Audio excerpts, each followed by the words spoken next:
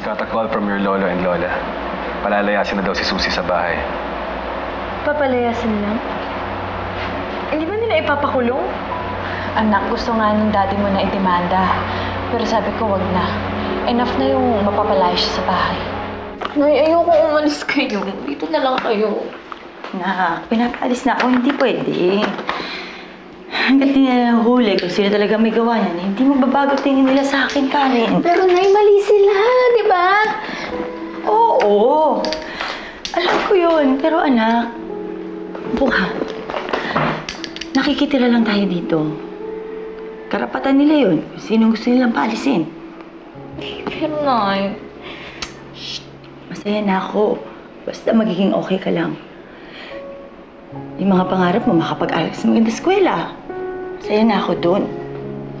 Basta ikaw, mag-iingat ka.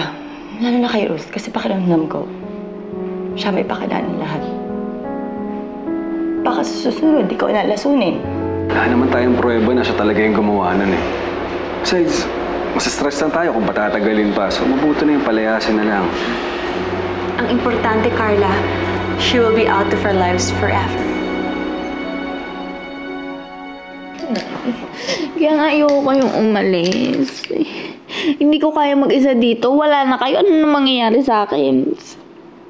Kaya mo yan, anak. Magkikita naman tayo. Dadalawin mo ako, di ba? Kahit araw-araw pa. Malilate ka na. Pumasok ka sa eskwela. Nay, kung aalis ka, sasama na lang ako sa inyo, Nay. Hindi pwede, anak. Hindi ka pwedeng umalis dito. Dito ka lang. Para mo na rin sinabing nanalo si Ruth. Anak, kung ako kinaya niya, dapat ikaw hindi. Dito ka lang. Dito ang buhay mo.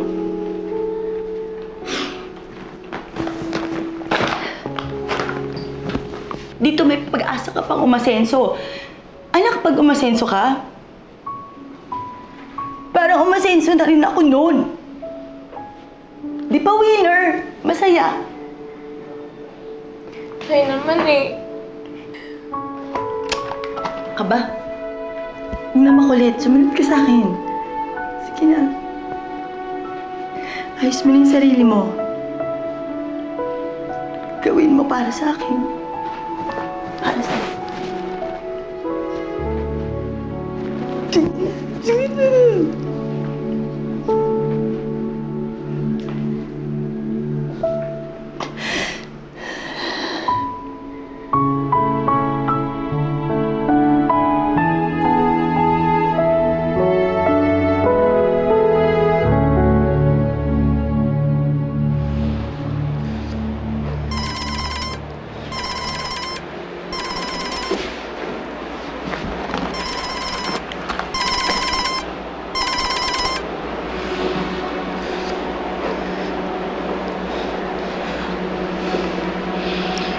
Hello, Rodel. Kumusta po? Good vibes po ba yung binigay ko sa inyo? The drug you gave me almost killed my daughter. Anak niyo po yung gumamit? No, it wasn't meant for her, pero siya ang nakainom. Nanganib ang buhay ng anak ko. No thanks to you.